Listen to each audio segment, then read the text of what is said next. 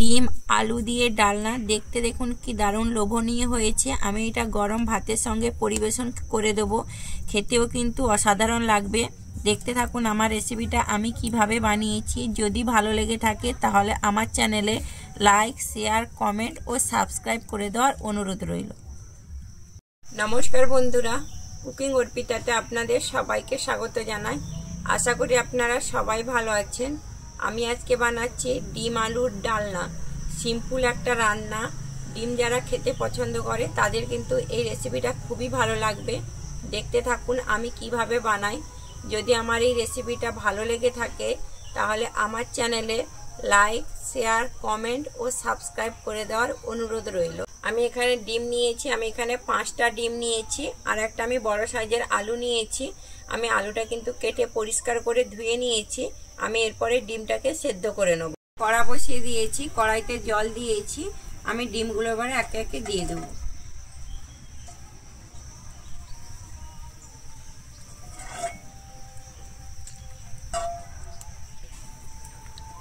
আমি এরপরে ঢাকনা দিয়ে আমি সেদ্ধ করে নেব। ঢাকনাটা খুলে দেখছি আমার ডিমটা কিন্তু সেদ্ধ হয়ে গেছে। আমি ডিমটাকে এবারে তুলে নিচ্ছি। সম্পূর্ণ রান্নাটা কিন্তু সাদা তেলে করব, তাই আমি উনুনে আবার কড়াই বসিয়েছি। কড়াইতে সাদা তেল দিয়েছি। আমার তেলটা গরম হয়ে গেছে। আমি এবারে একে একে ডিমগুলোকে দিয়ে দেবো।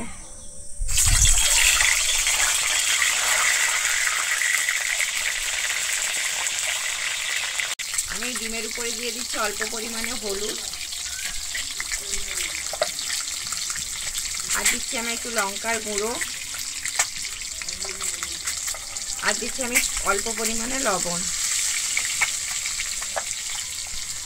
দিয়ে আমি ডিমটাকে লাল করে ভেজে নেব।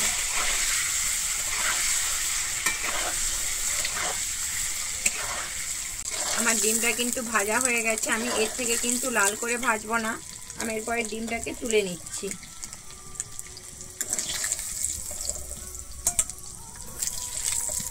আমি এই তেলের মধ্যে এবারে আমি কেটে রাখা আলুগুলোকে ভেজে নিচ্ছি।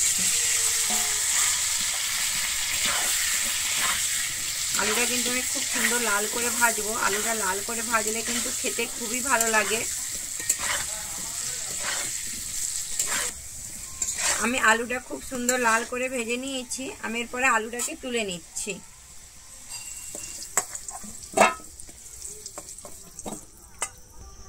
আমি এই তেলের মধ্যে আমি রান্নাটা করব। আমি প্রথমে এখানে দিয়ে দিচ্ছি গোটা জিরে। আমার জিরেটা ভাজা হয়ে গেছে। তারপর আমি এখানে দিচ্ছি কুচানো পেঁয়াজ।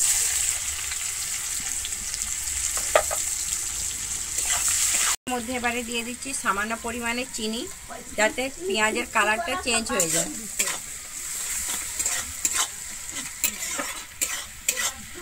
আমি পেঁয়াজটা কিন্তু এখানে খুব বেশি লাল করে ভাজবো না, মোটামুটি হালকা লাল হলেই আমি কিন্তু ভেজে নেব।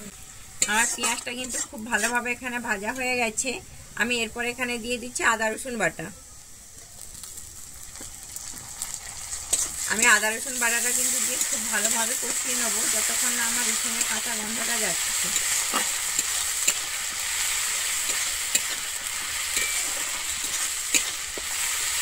আমার আদা রসুনটা কিন্তু এখানে খুব ভালোভাবে ভাজা হয়ে গেছে। এরপরে আমি এখানে দিয়ে দিচ্ছি কিছু গুঁড়ো মশলা।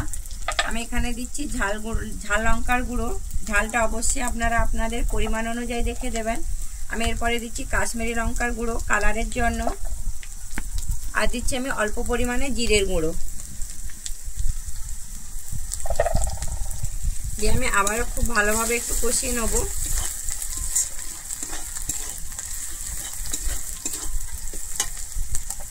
আমি এরপরে দিয়ে দিচ্ছি সামান্য পরিমাণে হলুদ,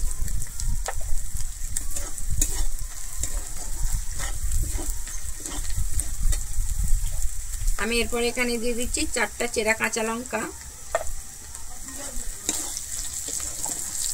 আমার সমস্ত মশলাটা কিন্তু এখানে খুব ভালোভাবে কষানো হয়েছে। আমি এরপরে দিয়ে দিচ্ছি একটা টমেটো পেস্ট।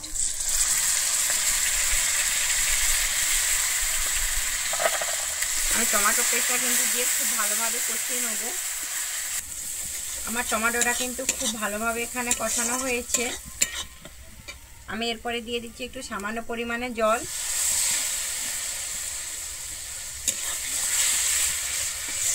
মশলাটা কিন্তু যত ভালোভাবে কষানো হবে ডিমের ডালনাটা কিন্তু খেতে খুবই ভালো লাগবে।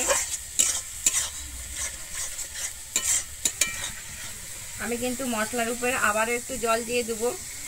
জল দিয়ে কিন্তু আমি মশলাটাকে আবারও ভালোভাবে কিন্তু এখানে কষাতে থাকবো।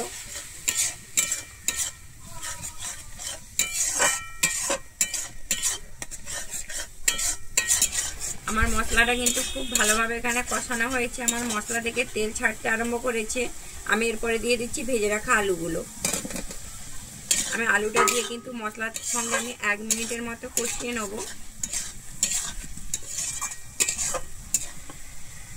এবারে আমি আলুর উপরে দিয়ে দিচ্ছি পরিমাণ মতো লবণ। লবণটা অবশ্যই আপনারা আপনাদের পরিমাণ অনুযায়ী দেখে দেবেন। আমি লবণটা দিয়ে এবারে কিন্তু আলুটাকে আবারও খুব ভালোভাবে কষিয়ে নেব। আমি আলুটা কিন্তু মশলার সঙ্গে 1 মিনিটের মতো এখানে কষিয়ে নিয়েছি। আমি এরপর এখানে জল দিয়ে দিচ্ছি।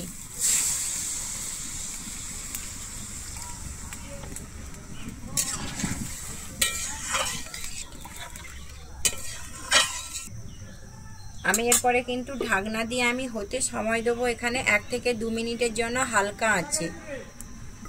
আমার 2 মিনিট হয়ে গেছে। আমি ঢাকনাটা খুলে দেখছি।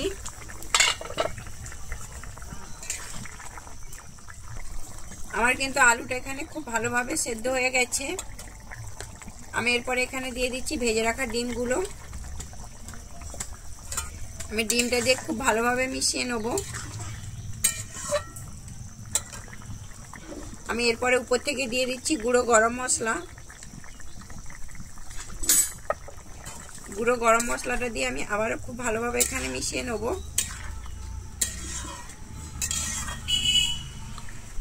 আমি কিন্তু এবারে হতে সময় দেবো আবারও 1 মিনিটের জন্য, কিন্তু আমি ঢাকনা দেবো না। আমার কিন্তু 1 মিনিট হয়ে গেছে। আমার রান্নাটা কিন্তু এখানে সম্পূর্ণভাবে রেডি হয়ে গেছে।